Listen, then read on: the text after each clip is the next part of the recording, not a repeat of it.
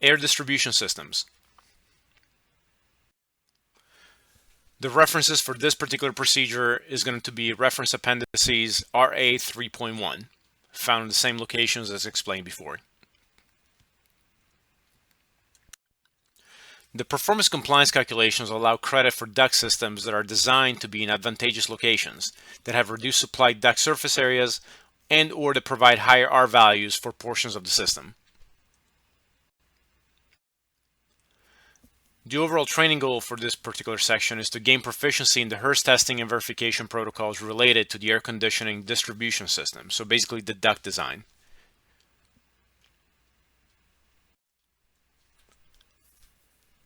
And this is everything we're going to be covering in this particular PowerPoint. So we're going to be talking about the procedures for verified duct design, ducts in conditioned space, 12 linear feet or less of duct located outside of conditioned space, return duct design, air filter device design, and the verification of prescriptive bypass duct requirements, and obviously the applicable forms that go with those inspections.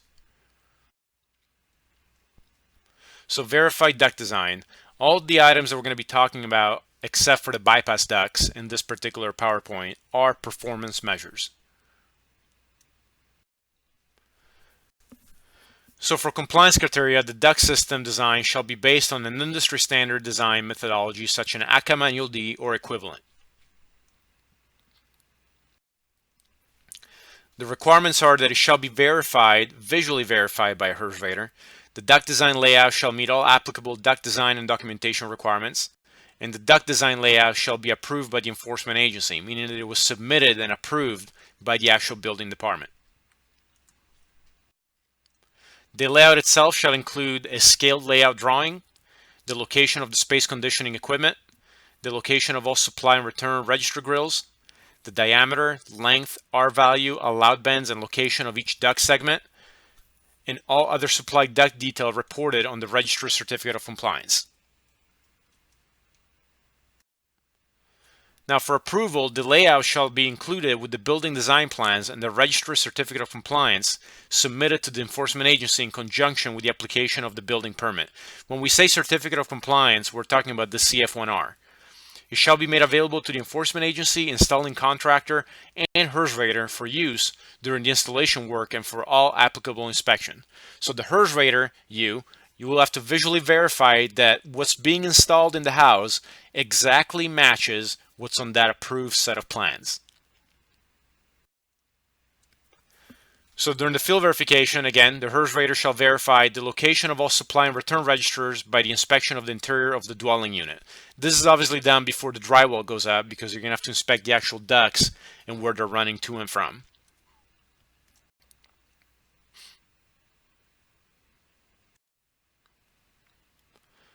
The location of the space conditioning equipment.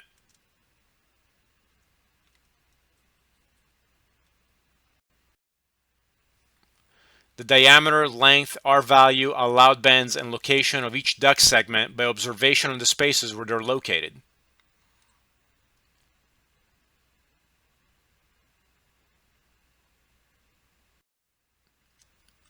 And also you're going to make sure that there is no deviations from the original design. So deviations are not allowed without a revised duct design layout approved by the enforcement agency.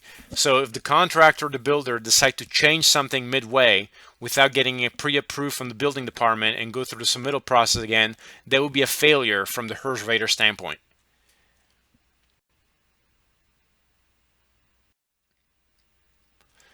Now, there are also credits that have to have verified duct design as a prerequisite. So supplied duct surface area reduction, buried ducts, or deeply buried ducts. So if any of those three credits show up on the CF1R, the verified duct design is also an additional requirement. It will be listed on there, but this is just as a heads up. The verified duct design is a prerequisite of these three additional tests. For field verification of the supply duct surface area reduction credit, a visual inspection shall confirm the installed duct system layout conforms to the duct design layout as previously described. Now, as we already mentioned, the verified duct design is a prerequisite, so these are done in conjunction with each other. And essentially what they're doing is during that design process, when they're doing their duct design, they're going to try to minimize the amount of ductwork required to properly supply air throughout the home. So they're trying to reduce the duct surface area, and this is the amount of surface area that is exposed to the hot attic temperatures. If you have less surface area, you're going to have less ability for heat transfer from the hot attic or cold attic, if it's wintertime, into the conditioned air inside that duct. So they're going to make the duct smaller and shorter to reduce this ability to transfer that heat.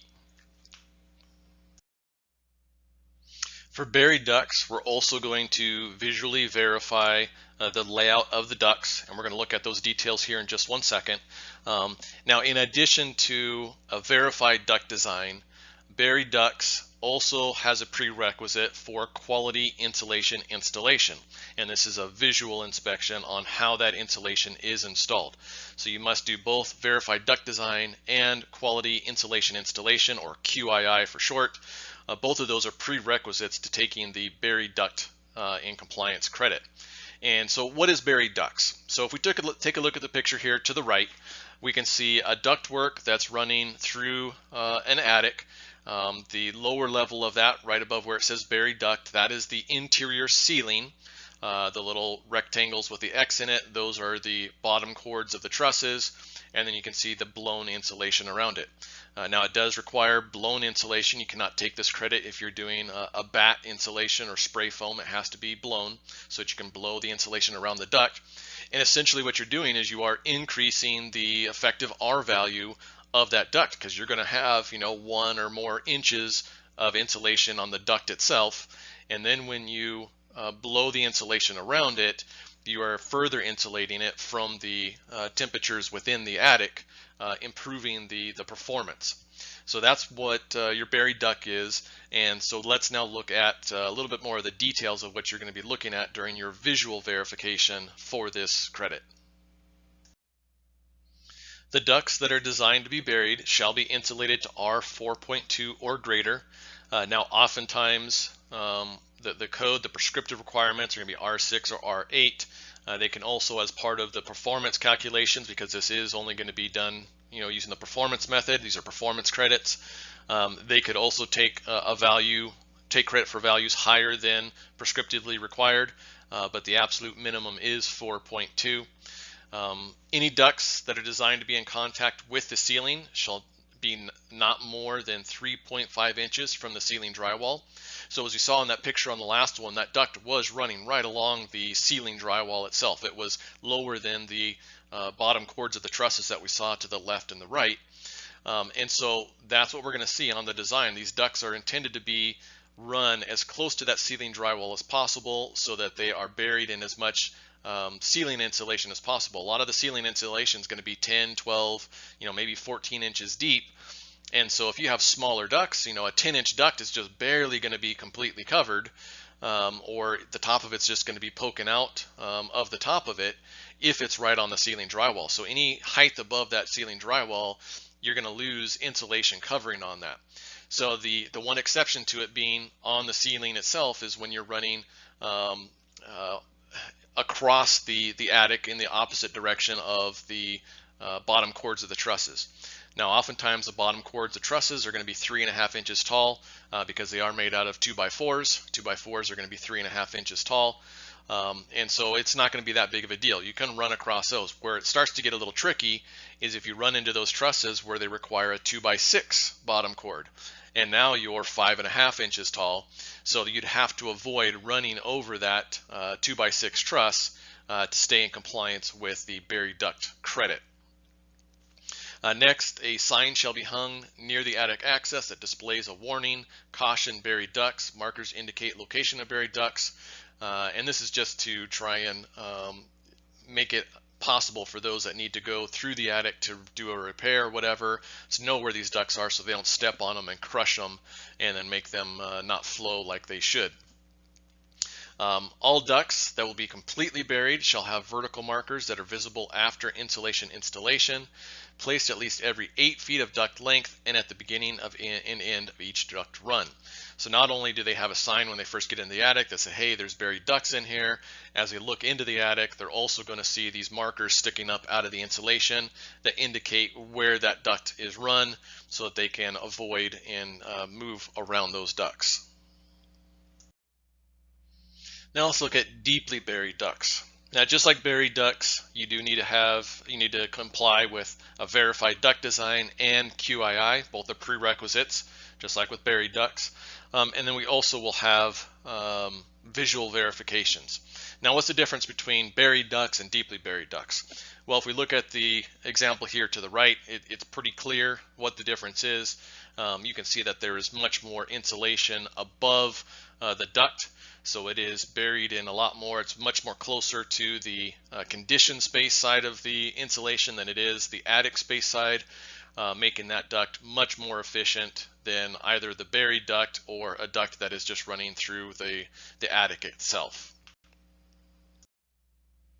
As for the field verification for deeply buried ducts, it's the same requirements that we saw for just buried ducts. It's got to be insulated to R4.2 or greater. It can't be more than 3.5 inches from the ceiling drywall.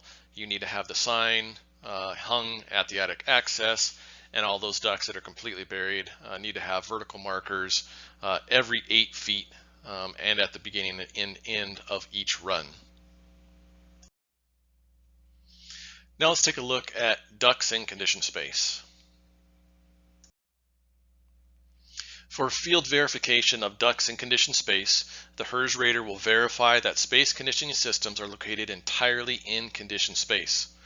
Now this includes the ductwork, the HVAC equipment, any metal boots, Ys, anything. The entire thing needs to be on the conditioned space side of the insulation layer. So if we look at the top picture on the right there, you can see we've got our insulation at the top. We've got solid blocking, which is generally going to be the ceiling drywall, whether it's added as part of the ceiling or just to separate that space from the attic. But that space is going to be on the conditioned space side of that thermal barrier, which is generally going to be the ceiling insulation. Now, if any part of the space conditioning duct system is outside of the conditioned space, the system will not pass. The entire thing needs to be on the conditioned space side of that thermal barrier. The next two credits that we're going to look at, which is low leakage ducts located in conditioned space and low leakage air handling units, have the ducts in conditioned space credit as a prerequisite. Now, it's pretty obvious that low leakage ducts located in conditioned space would have that, but low leakage air handling unit, it's not always tied together. But if either of these credits are taken, then the ducts in conditioned space credit will also be required as part of that model. So now let's take a look at each of these two credits and how we verify them. So as I mentioned, ducts in conditioned space is a prerequisite, so that inspection will be done. But what you're doing specifically for low leakage ducts located in conditioned space is you're verifying that they are low leakage. And so what you do for this is you will conduct a duct leakage test. Now that's likely already required for it being a ducted system in a new house, but instead of doing the traditional total leakage test, we are required to do a leakage to outside test. And this one has a static pass-fail value. It's not going to be calculated. It's not a percentage like we see on the total. This is just if the leakage is less than or equal to 25 CFM, then the system passes. Now, the way this test works, if all those ducts are in conditioned space, they can be extremely leaky, but all that leakage is going to incur into the conditioned space, which is where we want that air to go. So we're essentially just verifying that these ducts are actually in conditioned space, and we're going to test that to less than or equal to 25 CFM. Now, if you want more details on how to perform this leakage to outside test, you'll need to review the duct leakage module where we go into this in detail. For a low leakage air handling unit, we have an additional prerequisite, which is low leakage ducts. It's not low leakage ducts in a conditioned space, just low leakage ducts. and that's going to be combined with a low leakage air handler. And so what we do for this verification is it's simply we're going to verify that the make and model of this equipment is approved as a low leakage air handler on the Energy Commission's published list. So what you'll need to do is you'll need to collect the make and model number of this and compare that to the published list from the CEC to ensure that this make and model is approved as a low leakage air handling unit. And as long as it passes the duct leakage test, then this would be a complying system. Now let's look at the procedures for 12 linear feet or less of duct located outside of conditioned space. Now, to verify 12 linear feet of less of duct located outside of conditioned space, you want to verify the space conditioning systems with air handlers located outside the conditioned space have 12 linear feet or less of duct located outside of the conditioned space. This is including the air handler and the plenum. You're just measuring the ducts and making sure that it's less than 12 linear feet. If the space conditioning system has more than 12 feet of duct outside of conditioned space, then the system does not pass.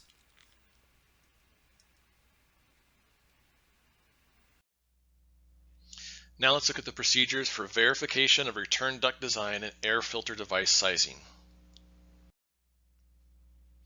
Now this particular item isn't a performance credit.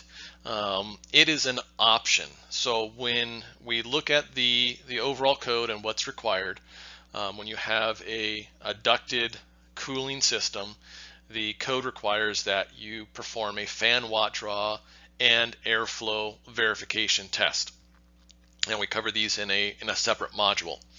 What the code also allows is in certain situations, they allow for this option to be used. So this option is return duct design and air filter device sizing. So the verification of this simply is a visual inspection to confirm that the duct design conforms to the criteria given in either table 4-10 or 4-11. Now there are some restrictions that go along with this, and we'll look at those here in a second. So let's begin by looking at tables 4-10 and 4-11 to see what this return duct design consists of. So here is table 4-10. So this table is for single return duct systems. So we have single return and we have multiple return. These are for your single, so this means it's a single return duct from a filter grill up to the air handling unit, and this is broken down by nominal cooling capacity. So when we're talking cooling capacity, we're talking tons, and so we have 1.5 tons, 2, and 2.5 tons. Now, typical residential systems, they go all the way up to 5 tons. And so if you have anything from 3 to 5 tons, you're going to need to utilize a multiple return system, and we'll look at that on 4-11 here in a second. So for 4-10, how do we break it down? We have 3 columns here. We have our cooling capacity in tons, we have our minimum return duct diameter, and then we have our minimum total return filter grill gross area. So on the minimum return duct diameter, you can see we've got either 16 inches, 18 inches, or 20 inches. These are minimums, so they can be larger than, but these are the absolute minimums. So you're going to, as part of your visual verification, you need to determine what the cooling capacity is, and then let's say it's 2.5 tons. You're going to need to visually verify that the return duct is at least a 20 inch or larger. And then same thing on the filter grill gross area. You're going to have to measure that and do an area calculation, which is simply length times width in inches. And then you need to come to either 500, 600, or 800 square inches or larger for those respective sizes.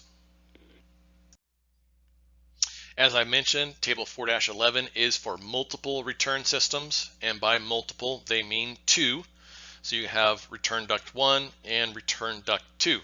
Now, just like the other table, we have our nominal cooling capacity in the first column, and now we have 2 different duct diameters. We have duct 1 and duct 2, and then the last column is the same with our minimum total return filter grill gross area. So you can see this one here, we have the complete list of cooling capacities, 1.5 tons all the way up to 5 tons.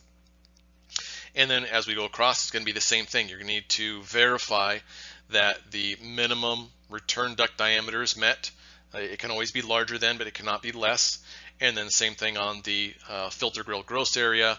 You're going to measure it. Again, there's going to be more than one filter, so you're going to have to measure both of them and then add those values together to get your total return filter grill gross area.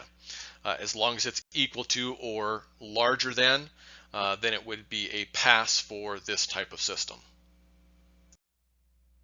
Now there are some additional requirements or possibly restrictions, if you look at them that way, to taking this option or utilizing this option. Again, you as a HERS rater, you're not utilizing the option. It's the installing contractor. You're simply going to verify.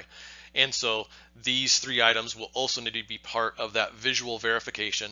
So you're going to be looking at the duct size, the filter size, and then these three items here. So we're going to first verify that the return duct length for each return air filter grill shall not exceed 30 linear feet. So if it's a single return, you're going to have one duct, and it can be no more than 30 feet long. If it's the multiple return, you're going to have two ducts. Each of those ducts cannot be more than 30 feet. This is not a total. You can't add it together and say, well, now I've got 60 feet to work with, and so I'm going to make one of them 20 feet and the other one 40 feet. No, they both have to be no more than 30 linear feet long. The return ducts shall not contain more than a total of 180 degrees of bend. So how much is 180 degrees? That means that you're going from one direction and you're turning all the way around and going the other direction.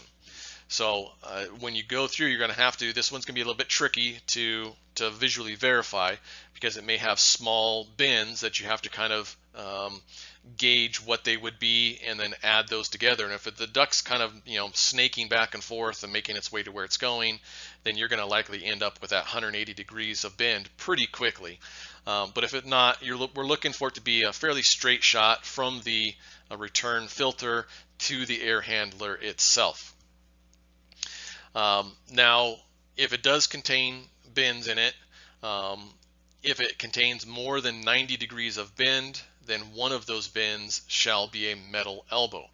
Now, oftentimes with these systems, you're going to have a filter grill that's located in the ceiling, and then the air handler is going to be somewhere in a different direction. So these return ducts start by facing, they're vertical, they're going up, and then they're going to have to make a 90-degree bend just to start traveling in the direction of where the air handler is going to be located.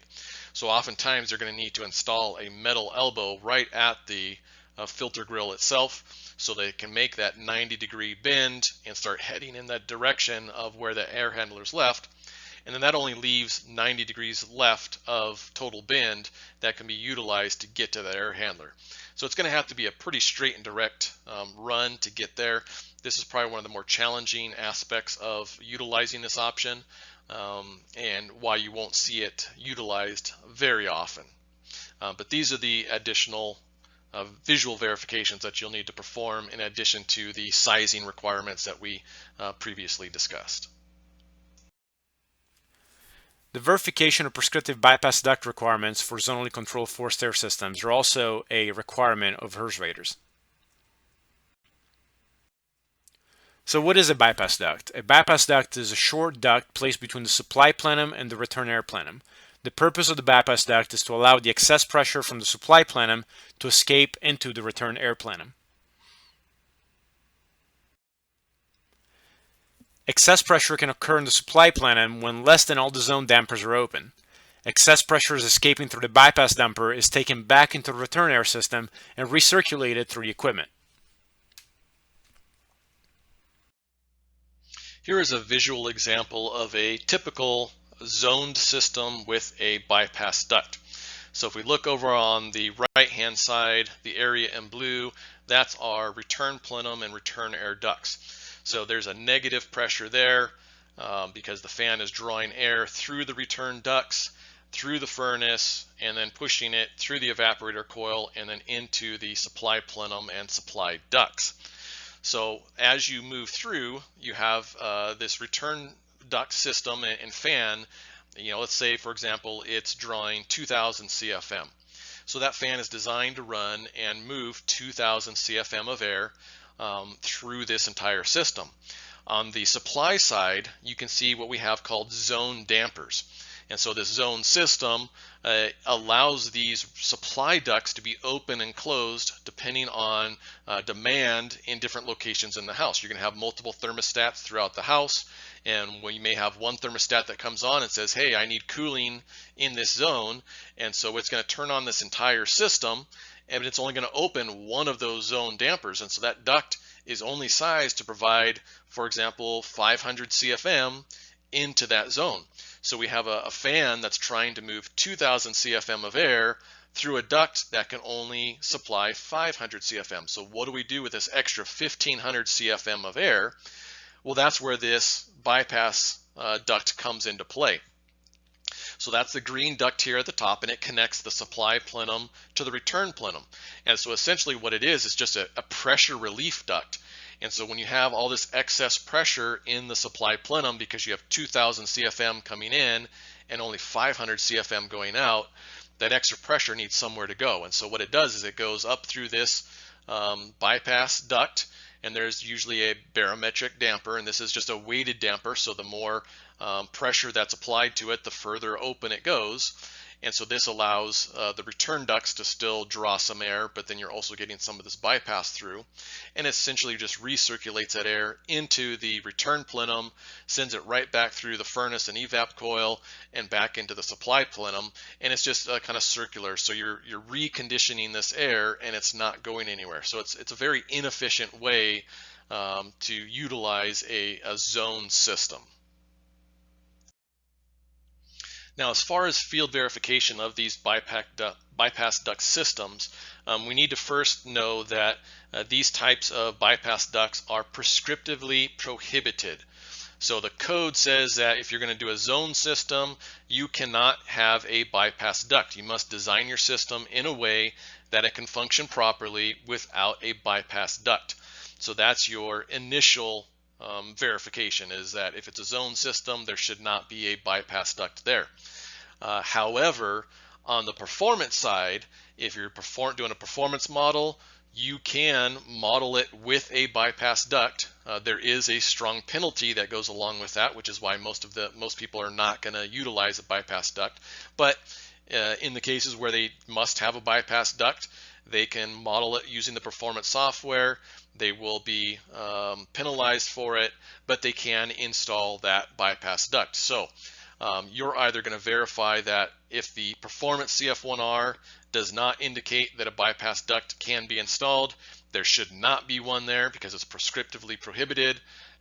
But if the CF1R does state that a bypass duct can be installed, then you're going to verify that that bypass duct is installed, and that would be the end of your verification. So you're simply just verifying whether or not that bypass duct is in place. So if the zonally controlled system meets one of those two criteria, either the duct is installed or it's not installed based on how it's modeled on the CF1R, then the system will comply. And now we're going to list the forms that are used for these inspections. The CF3R MEC 20 Bravo is used for low leakage ducts and conditioned space. The CF3R MEC 20 Charlie is used specifically for low leakage air handling units. The CF3R MEC 21 is used for duct locations. The CF3R MEC 28 is used for return duct design and air filter device sizing. The CF3R MEC 29 is used for duct surface area reduction, R value, and buried ducts compliance credits. And if you have any questions, again, feel free to call us or shoot us a message through the messaging system or email.